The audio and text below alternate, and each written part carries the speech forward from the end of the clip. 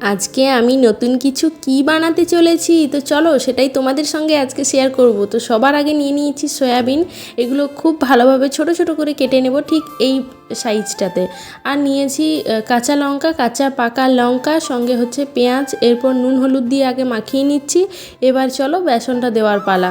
তো বেসনটা দিয়ে দিচ্ছি, আর এবার খুব ভালোভাবে মেখে নেব, একদম চটকে চটকে ভালোভাবে মেখে তারপর হচ্ছে চলো এবার এটাকে আমি গরম তেলের মধ্যে ছেড়ে দিই।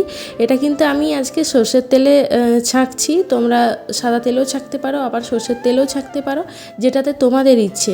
তো চলো এটা খেতে কীরকম হয় সেটাই দেখার বিষয়। আর এই দেখো একটা সাইড এমন মানে এতটাই পরে তুলেছি যে একদম পুরোপুরি হয়ে গেছে। এটা জাস্ট উল্টো পিঠটা একটু ভাজলেই আমার কিন্তু এটা একদম রেডি। আর বেসনের জিনিস খুব বেশি ভাজার প্রয়োজন হয় না, নর্মালি একটু আর কি মুচমুচে টাইপের করে ভাজলেই হচ্ছে। তো এবার দেখো আমি একে একে কিন্তু সব পকোড়াগুলো তুলে নিচ্ছি। আর আজকে আমি কি পকোড়া বানাচ্ছি চলো তোমাদের বলি। এটা হচ্ছে সয়াবিনের পকোড়া, তোমরা দেখে বুঝতেই পারলে। আর ওপর থেকে এবার আমি বেশ কিছু পেঁয়াজ ছড়িয়ে দিচ্ছি। এখানে সসটাই মিসিং, সস আমার কাছে থাকেনি, তোমরা সস দিয়েও খেতে পারো, দারুণ লাগবে। কেমন লাগবে